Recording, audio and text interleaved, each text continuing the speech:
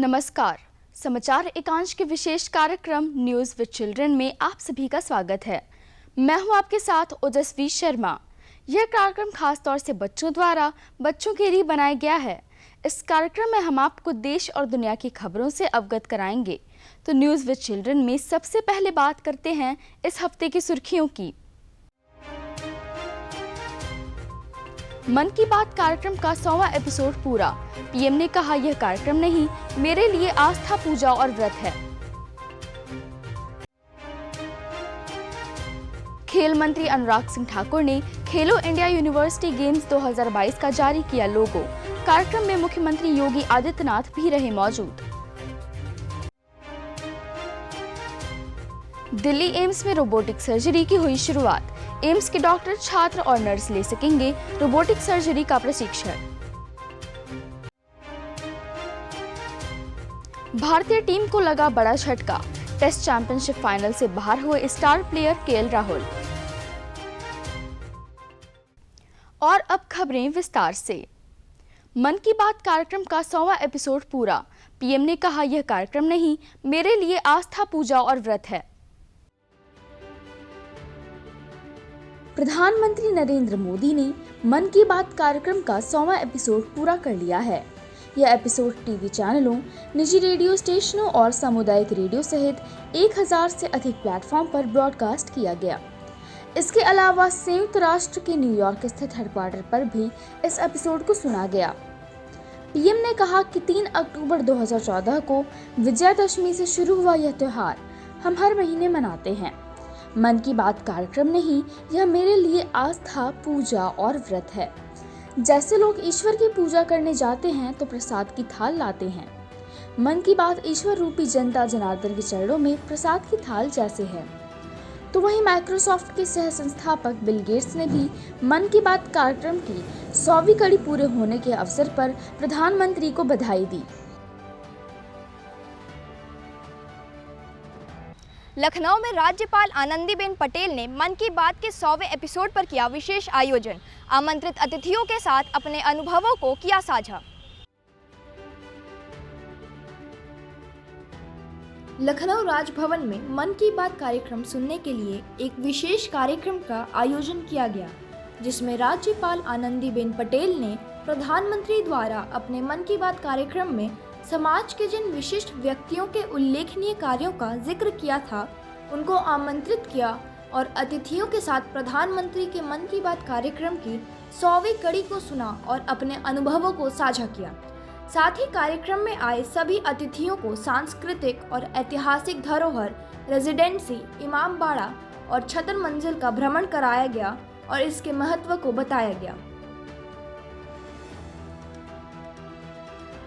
खेल मंत्री अनुराग सिंह ठाकुर ने खेलो इंडिया यूनिवर्सिटी गेम्स 2022 का जारी किया लोगो।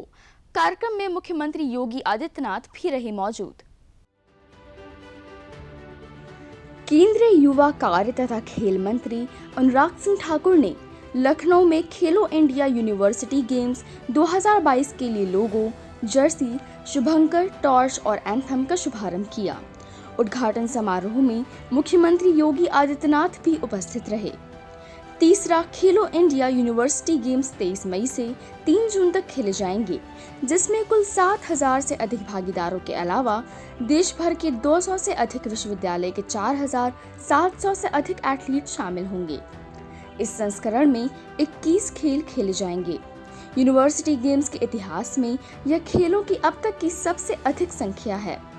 इस संस्करण में नौकायन को पहली बार शामिल किया जा रहा है। इस संस्करण का आयोजन राजधानी लखनऊ के अलावा वाराणसी, नोएडा और गोरखपुर में भी किया जाएगा। पद्म पुरस्कार 2024 के लिए ऑनलाइन नामांकन शुरू। 15 सितंबर तक कर सकेंगे नामांकन। पद्म पुरस्कार 2024 के लिए ऑनलाइन नामांकन शुरू हो गए हैं। इस साल पद्म पुरस्कारों के लिए नामांकन 15 सितंबर तक किए जा सकेंगे। गृह मंत्रालय ने कहा है कि पद्म पुरस्कारों के लिए नामांकन या सिफारिशें राष्ट्रीय पुरस्कार पोर्टल पर ऑनलाइन प्राप्त की जाएंगी। पुरस्कार की घोषणा अगले साल गणतंत्र दिवस के अवसर पर की जाएगी। पद्म पुरस्कार यानी पद्म विभूषण, पद्म भूषण और पद्मश्री देश के सर्वोच्च नागरिक पुरस्कारों में से हैं। 1954 में स्थापित इन पुरस्कारों की घोषणा हर वर्ष गणतंत्र दिवस के अवसर पर की जाती है। UIDAI की नई सेवा शुरू। घर बैठे पता करें आधार के साथ कौन सा मोबाइल नंबर और ईमेल आईडी है लिंक्ड। UIDAI ने नागरिकों के लिए नई सुविधा शुरू करने का ऐलान किया है, जिसमें रेजिडेंट्स अपना मोबाइल नंबर और ईमेल आईडी का वेरिफिकेशन कर सकेंगे। अब आपके आधार के साथ कौन सा मोबाइल नंबर और ईमेल आईडी लिंक है, इसे आप आसानी से जान सकेंगे और अपने नंबर अपडेट कर सकेंगे। मोबाइल नंबर और ईमेल आईडी वेरीफाई करने के लिए UIDAI की ऑफिशियल वेबसाइट https://myadhar.uidai.gov.in या माई आधार ऐप पर जाकर वेरीफाई ईमेल मोबाइल नंबर पर क्लिक करना होगा। CBSE बोर्ड जल्द जारी करेगा बोर्ड एग्जाम के रिजल्ट। डिजी लॉकर की मदद से कर सकेंगे चेक। CBSE बोर्ड के छात्र छात्राएं बोर्ड परीक्षा के नतीजों का बेसब्री से इंतजार कर रहे हैं। CBSE बोर्ड की ओर से 10वीं और 12वीं क्लास की परीक्षा के नतीजे जल्द घोषित किए जाने के कयास लगाए जा रहे हैं। CBSE की तरफ से बोर्ड परीक्षा के परिणाम आधिकारिक वेबसाइट result.cbse.nic.in और cbseresult.nic.in पर जारी किया जाएगा। इसके अलावा परीक्षा का रिजल्ट डिजी लॉकर व अन्य प्लेटफॉर्म पर भी जारी किया जाएगा। 5 अप्रैल तक चली परीक्षा में कुल 38,83,710 छात्र छात्राएं शामिल हुए थे, जिनमें से 21,86,940 विद्यार्थी कक्षा 10 और 16,96,770 स्टूडेंट कक्षा 12 के परीक्षा में शामिल हुए थे। आइए आपको बताते हैं विज्ञान जगत में क्या कुछ रहा खास। दिल्ली एम्स में रोबोटिक सर्जरी की हुई शुरुआत। एम्स के डॉक्टर, छात्र और नर्स ले सकेंगे रोबोटिक सर्जरी का प्रशिक्षण। दिल्ली के अखिल भारतीय आयुर्वेद संस्थान एम्स में रोबोटिक सर्जरी प्रशिक्षण की शुरुआत हुई। यह देश का पहला रोबोटिक सर्जरी प्रशिक्षण केंद्र है, जहां एम्स के छात्रों, फैकल्टी और नर्सिंग स्टाफ को रोबोटिक सर्जरी का प्रशिक्षण मिलेगा। साथ ही देश के दूसरे अस्पताल के डॉक्टर भी प्रशिक्षण ले पाएंगे, जिसके बाद आने वाले दिनों में सर्जरी की वेटिंग लिस्ट लगभग 4 गुना कम हो जाएगी। इसके जरिए शरीर के उस भाग में भी सर्जरी की जा सकती है जहां मानवीय स्तर पर करना कठिन होता है। इससे सर्जरी की गुणवत्ता में सुधार होगा और समय में भी कमी आएगी। पहले रोबोटिक सर्जरी के लिए डॉक्टर विदेश जाते थे। अब यह सुविधा एम्स में होने से देश में ही डॉक्टर रोबोटिक सर्जरी सीख पाएंगे। जापान का टूटा सपना। चांद पर दुनिया का पहला निजी लैंडर उतारने में हुआ असफल। जापान का एक निजी चांद मिशन चांद पर उतरने में असफल रहा, जिसके बाद जापान का चांद की सतह पर खुद का लैंडर उतारने का सपना पूरा नहीं हो सका। जापानी लैंडर का नाम हकोता आर मिशन था। ऐसा माना जा रहा है कि तेजी से उतरने की कोशिश में लैंडर क्रैश हो गया। लैंडर क्रैश होने से पहले चंद्रमा की सतह से पृथ्वी की काफ़ी शानदार तस्वीरें भेजी थीं। इस तस्वीर में हमारी पृथ्वी नीले संगमरमर की तरह लग रही है, जो चंद्रमा के क्षितिज के ठीक ऊपर दिख रही है। मंगल ग्रह पर 4 लाख साल पहले पानी था मौजूद। चीन के ज़ुरोंग रोवर ने लगाया पता। चीन के ज़ुरोंग रोवर के नए आंकड़ों ने पता लगाया है कि मंगल ग्रह पर लगभग 4 लाख साल पहले भारी मात्रा में तरल पानी मौजूद रहा होगा। यह पानी ग्रह के जाने माने रेतीले टीलों में पिघली हुई बर्फ के रूप में मौजूद था। 2021 की शुरुआत में ज़ुरोंग रोवर को लाल ग्रह पर उतारा गया था, जिसके बाद से यह रोवर मंगल ग्रह से लगातार जानकारियों को भेजता रहा है। अब खबरें खेल जगत से। नीरज चोपड़ा ने फिर किया कमाल, दोहा डायमंड लीग का जीता खिताब। प्रधानमंत्री नरेंद्र मोदी ने दी बधाई। भारत के star javelin thrower Neeraj Chopra ने दोहा डायमंड लीग में कमाल का प्रदर्शन कर खिताब अपने नाम किया। उन्होंने पहले ही प्रयास में 88.67 मीटर भाला फेंक कर यह खिताब जीता। नीरज ने पिछले साल विश्व चैंपियनशिप में एंडरसन पीटर्स से मिली हार का बदला चुकता कर लिया। पीटर्स इस प्रतियोगिता में तीसरे नंबर पर रहे। प्रधानमंत्री नरेंद्र मोदी और खेल मंत्री अनुराग सिंह ठाकुर ने नीरज चोपड़ा को दोहा डायमंड लीग में 88.67 मीटर भाला फेंकने पर बधाई दी। भारतीय टीम को लगा बड़ा झटका। टेस्ट चैंपियनशिप फाइनल से बाहर हुए star player KL Rahul.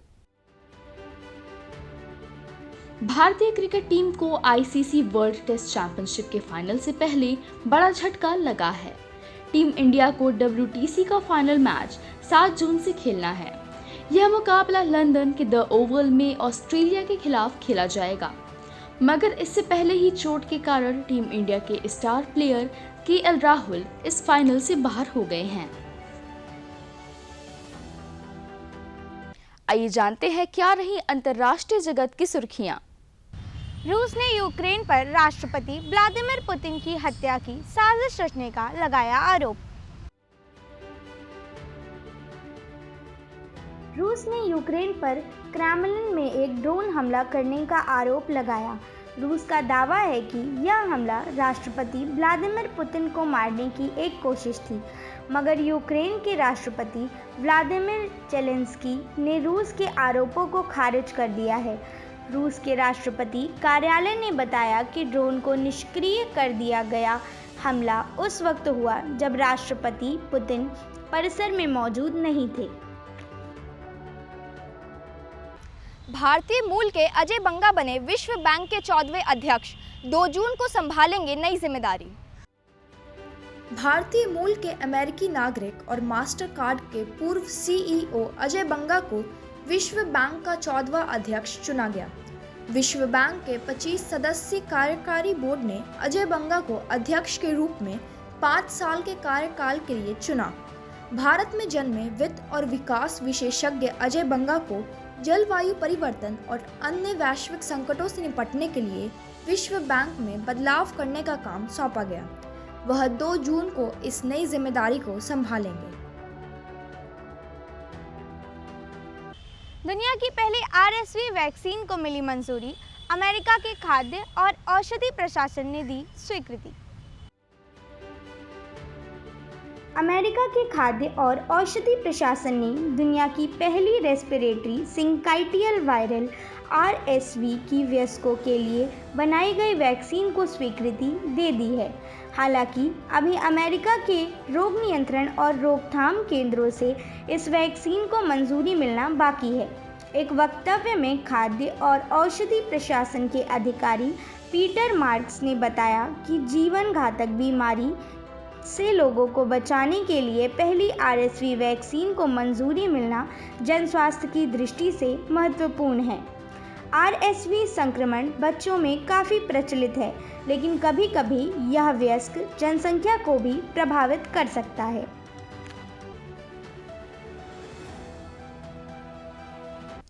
News with children में आज इतना ही।